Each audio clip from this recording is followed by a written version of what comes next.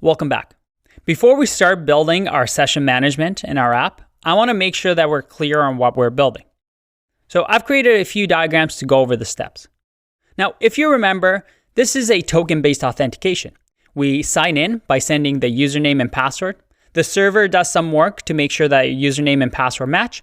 And then we generate a JWT token, which again, we're going to do. And then we're going to send that JWT token back to the browser. And on the browser, we're going to store that token so that anytime we need to make a request, like accessing profile 23 that we should have access to, I send that JWT token in the authorization header as part of the request to the browser. That browser simply runs the .verify on the token, make sure that it's a token that it's generated, and it's going to send us the package, the profile package. We'll call it a present. So we have access to it.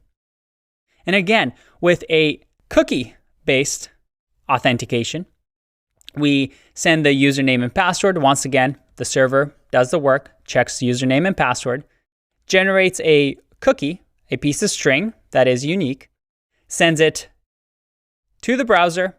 The browser remembers that as its cookie, and whenever it needs the profile 23, well, it's going to send that information to the server. The server is now going to check the piece of text that is the cookie to the text that it's stored and remember it in, let's say, a database.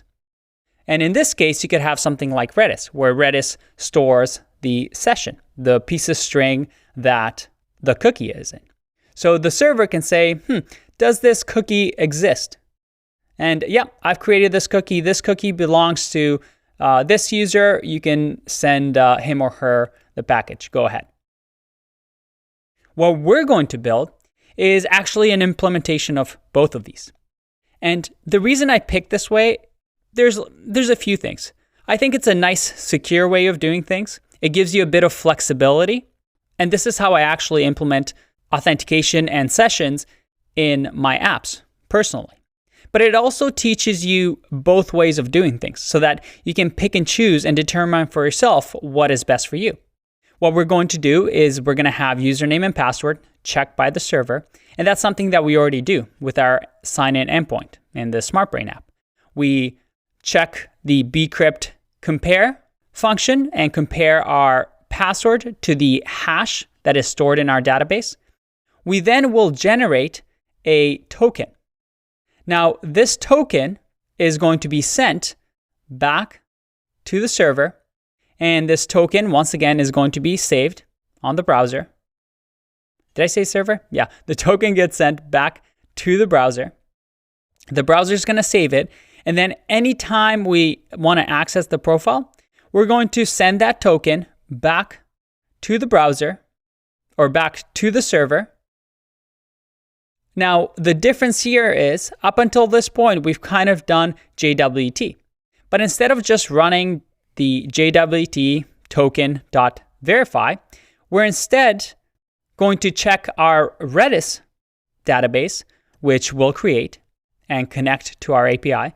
And this database is going to be holding our JWT token string so that we can check to see in the Redis database, oh yeah, we have the JWT token, so in similar ways to what we do with cookies, and it's going to return true or false. The server is then, once it's checked that, say, all right, this is a valid JWT token. It hasn't actually decoded it. It simply just checks this session and then says, all right, you can have the present. And you see here that we're kind of combining these two methods. Instead of just verifying the JWT, we actually store it on the database and check against it. And like I said, you get a bit of benefits from both of these by doing it this way, with the downside of you missing out on the benefits of not having to store things if you use JWT. But once again, I think it's a good way of doing things and it demonstrates both situations. So by the end of this section, we're going to have this implemented. And we're going to come back to this diagram so it all makes sense. I hope you're excited.